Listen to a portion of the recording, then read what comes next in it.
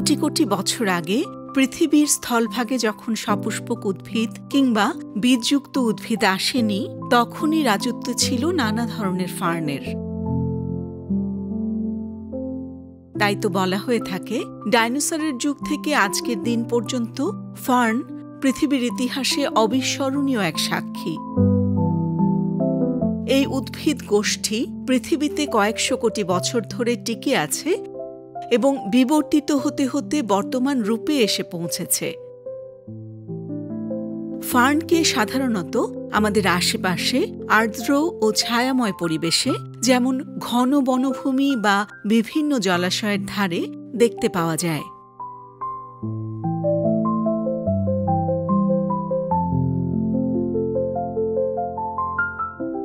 পৃথিবীতে ফার্নের প্রায় 11,000 প্রজাতি রয়েছে। অধিকাংশই আর্দ্র উষ্ণমণ্ডলে বাস করে। বাংলাদেশে প্রায় 250 প্রজাতির ফার্ন দেখতে পাওয়া যায়। ফার্ন গাছ অন্যান্য পরিচিত উদ্ভিদের চেয়ে একটু আলাদা। এই গাছের সবচেয়ে বড় বৈশিষ্ট্য হল এদের ফুল হয় না, এমনকি বীজও থাকে না। তবে এদের শিকড়, কাণ্ড এবং পাতা রয়েছে। তাই এদেরকে বলা হয় অপুষ্পক উদ্ভিদ। ফার্ন টেরিডোফাইট প্রজাতির উদ্ভিদ এবং এর বৈজ্ঞানিক নাম পলিপোডায়োপসিডা। এদের প্রজনন পদ্ধতিও সম্পূর্ণ ভিন্ন। এরা বংশবৃদ্ধি করে স্পোর বা রেণুর মাধ্যমে।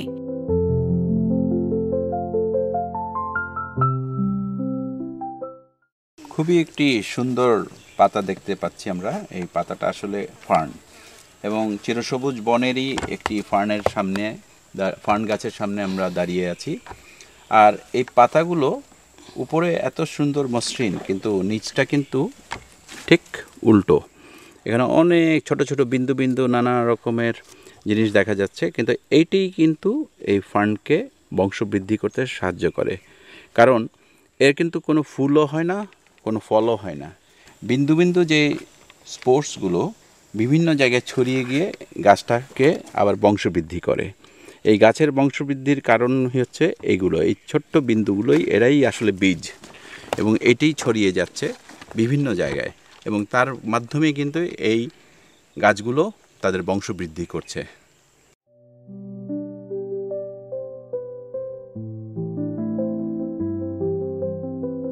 এই রেণুগুলো থাকে পাতার উল্টো দিকে, যে পাতাগুলো মূলত ফ্রন্ট নামে পরিচিত। মজার বিষয় হল, এই বংশবৃদ্ধির প্রক্রিয়া নিষিক্তকরণের জন্য পানির সংস্পর্শের প্রয়োজন হয়। ফার্ন নামটির ভিন্ন এক ইতিহাস রয়েছে। ল্যাটিন শব্দ ফেরা থেকে ফার্ন শব্দটি এসেছে, যার অর্থ সহ্য করা। গঠনগত দিক থেকে ফার্নের মূল, কাণ্ড ও পাতা বেশ সুগঠিত।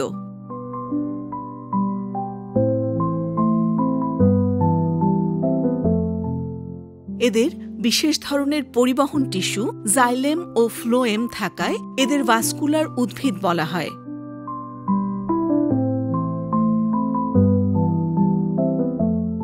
ফার্নের কচি পাতাগুলো প্রথম দিকে কুণ্ডলি পাকানো অবস্থায় থাকে, যা একে অন্যান্য সব উদ্ভিদ থেকে আলাদা করে।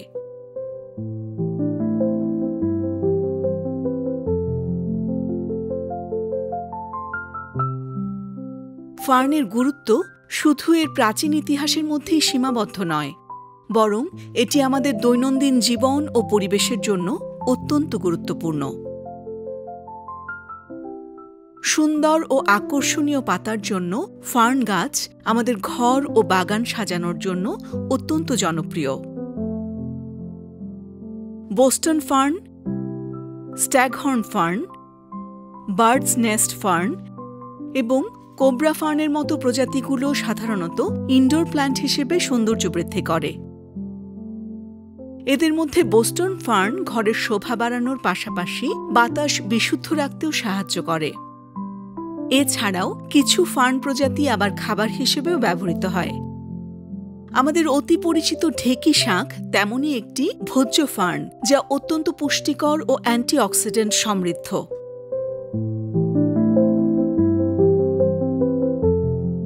তাছাড়া ঐতিহ্যগতভাবে বিভিন্ন ঔষধ তৈরিতেও ফার্নের ব্যবহার রয়েছে। পরিবেশের ভারসাম্য রক্ষায় ফার্নের ভূমিকা অনস্বীকার্য।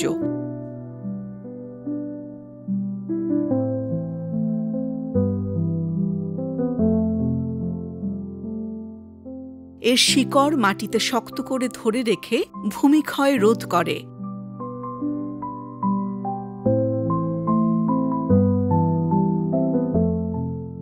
এরা বিভিন্ন ছোট প্রাণী ও উদ্ভিদ প্রজাতিকে আশ্রয় দিয়ে বাস্তুতন্ত্রের ভারসাম্য বজায় রাখে।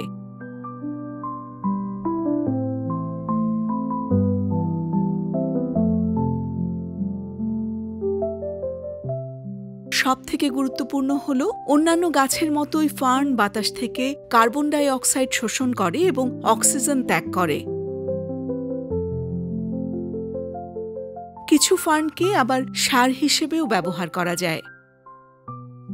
ফার্ন গাছ তার নীরব উপস্থিতি এবং বৈচিত্র্যময় ব্যবহারের মাধ্যমে পরিবেশ ও জীবনযাত্রায় গুরুত্বপূর্ণ ভূমিকা পালন করে চলেছে।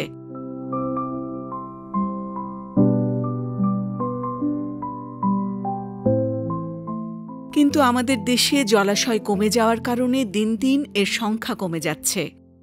তাই পরিবেশ প্রকৃতি ভালো রাখার জন্য ছোট হলেও উপকারী এই উদ্ভিদটিকে পরিচর্যার মাধ্যমে টিকিয়ে রাখতে হবে।